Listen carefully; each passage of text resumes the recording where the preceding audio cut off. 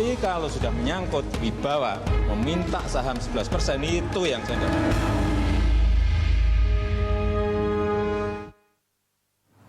Kita sampai pada segmen terakhir kita, pemirsa. Mas Gun-Gun, kalau kita melihat memperbandingkan jalannya sidang antara misalnya sidang pertama dengan Sudirman Said, di situ ada dan kemudian diperlakukan dalam tanda kutip sebagai seorang terdakwa, makanya ada muncul banyak parodi begitu ya, misalnya yang memposisikan dia seperti itu. Kemudian ada jalannya sidang terhadap Ma'ruf Samsudin, itu berjalannya sebagai kesaksian yang masih seperti dianggap sebagai seorang pesakitan begitu. Nah, tapi kemudian ada lagi sidang terhadap Setia Novanto yang tertutup, yang kita tidak tahu apa yang terjadi di dalamnya, tapi tiba-tiba ada kesimpulan bahwa dia menyangkal semuanya, kemudian mempertanyakan legalitas rekaman dan lain-lainnya. Dan kemudian hari ini kita melihat seorang Menko Polhukam dipanggil oleh MKD, dan kemudian tadi Anda mengatakan seolah-olah ada semacam kesempatan atau panggung di sini diberikan untuk si Menko Polhukam ini untuk menegaskan posisinya. Nah, ini apa sebenarnya yang bisa kita baca dari sini? Apa kemudian hasil dari jalannya beberapa sidang ini dan akhirnya keputusan dari MKD yang kabarnya sekarang akan dirapatkan? Jadi yang pertama, posisi misalnya Pak Ma'ruf dengan posisi Pak Luhut ini kan sama-sama saksi, betul nggak?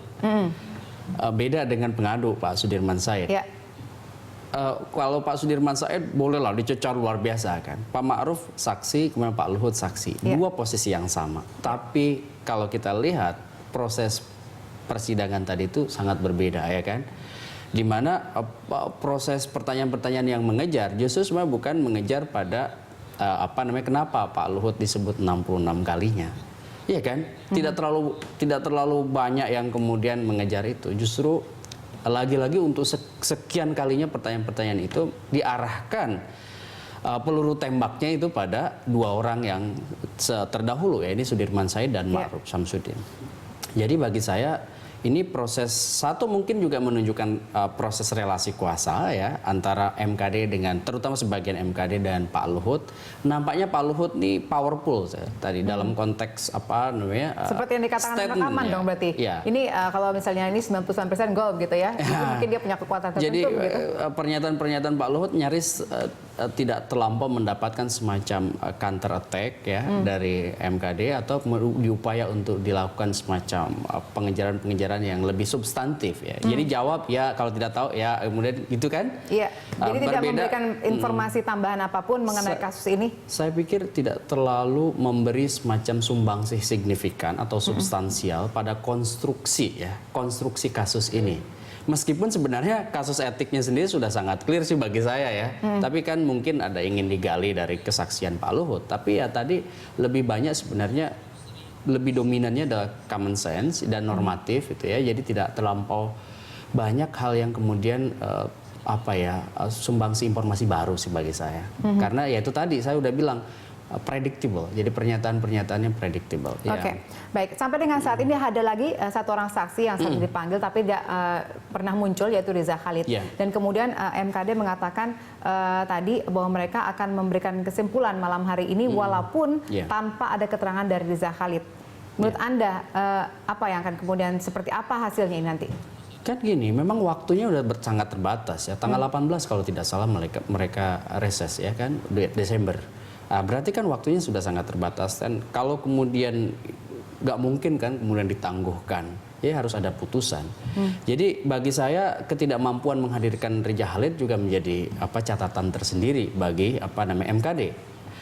Saya melihat kemungkinannya kan apakah zero sum game dari dua polar yang ada di MKD. Dua polar itu kan sudah kelihatan dari awal siapa kubu siapa dan kubu siapa begitu.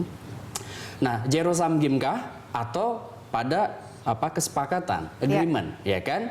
Nah, kalau kemudian polarisasi yang terbangun ini hanya menjadi semacam bukan semata-mata dramaturgi saja tapi hyperreality gitu. Jadi seolah-olah bekerja untuk mengurai kasus ini, tapi sebenarnya sedang mengalihkan kasus ini kepada hal yang lain, dimensi lain gitu.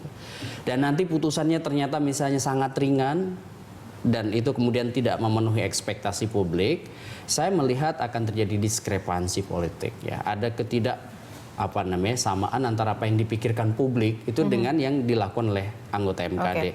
Sehingga ini bisa kemudian semakin memperburuk menurut saya pewajahan DPR, terutama dari sejak Badan Kehormatan dulu sampai sekarang bernama MKD itu belum pernah ada putusan yang progresif. Ya. Dan kalau kemudian sebenarnya kasus Setia Novanto ini menjadi titik awal bagi upaya penegakan kehormatan Dewan, ini kan bagus bisa harusnya menjadi efek ini ada domino. momen di mana mereka bisa manfaatkan untuk membentuk citra yang lebih baru, yang lebih positif ya. Ada satu pihak lagi yang juga terkait dengan rekaman ini, yaitu Presiden yang dikatakan namanya dicatut begitu ya, digunakan oleh misalnya diduga oleh Setia Novanto, Riza Khalid dan Ma'ruf Samsudin dalam percakapan itu begitu. Nah, menurut Anda apa reaksi yang seharusnya disampaikan oleh Presiden? Kita tahu dia sudah marah begitu mengungkapkan kemarahannya beberapa waktu dalam konferensi pers. Tapi kemudian melihat jalannya sidang ini, ketika kita melihat bahwa Sudirman Said sudah sebagai menteri melaporkan, tapi kemudian malah diposisikan sebagai terdakwa begitu ya. Kemudian juga ada kesaksian dari Ma'ruf Samsudin, kemudian juga hadir Luhut hari ini hadir sebagai seorang yang ibaratnya tidak tahu apa-apa begitu, walaupun namanya ada di situ gitu. Nah, kemudian apakah kemudian ini Presiden apa yang kemudian harus dilakukan gitu? Apakah marah, tapi marah sudah tapi tidak ada efeknya tuh gitu? Kalau dalam konteks political game ya, tentu posisi Pak Jokowi ini bukan dalam posisi offensive sih sebenarnya. Kenapa saya bilang bukan dalam, meskipun namanya dicatut, tetapi sangat krusial gitu ya ketika proses-proses yang kemudian memosisikan dia itu berada di pusaran atau titik epicentrum isu ini, kalau kemudian terlalu ke dalam, terlalu kemudian larut dalam proses pertarungan antar aktor ini gitu ya. Ya memang proporsinya sekarang adalah porsi para politisi di MKD gitu. Jadi bukan porsinya Pak Jokowi. Pak Jokowi cukup dengan menunjukkan bahwa dia tidak suka dengan namanya dicatut. Dan proses ini sekarang bergulir di MKD, dia mendorong proses penegakan etik di MKD. Jikapun ada proses hukum, itu memang di wilayah penegakan hukum, misalnya kejaksaan. Dan memang di dua wilayah ini Pak Jokowi tidak boleh terlalu intervensi. Ini posisi menurut saya posisi Pak Jokowi sudah proporsional, ya kan, sudah penyikapan itu sudah proporsional. Pernyataan verbal agresif kemarahan yang ditunjukkan oleh Jokowi itu sudah menjadi semacam petanda bahwa dia tidak suka dan dia tidak nyaman, dan itu harusnya juga dibaca menurut saya oleh para politisi bahwa Presiden bukan hanya menerima begitu saja namanya dicatut. Jadi ada ekspresi kemarahan yang kemudian juga harus dibaca sebagai sebuah sinyal ini harusnya ditindaklanjuti gitu ya, baik di wilayah hukum maupun di wilayah etis. Gitu. Kita tunggu hasil seperti apa, apakah seperti apa hasil keputusan MKD malam hari ini begitu ya. Kita juga nantinya akan lihat juga reaksi Presiden seperti apa kalau misalnya ternyata tadi seperti Anda katakan mungkin saja masuk angin begitu hasilnya. Kita akan melihat lagi hyperreality seperti yang dikatakan, seperti apa hyperreality di Indonesia ke depannya terkait dengan kasus ini. Baik, terima kasih Mas Gun Gun sudah bersama kami hari ini.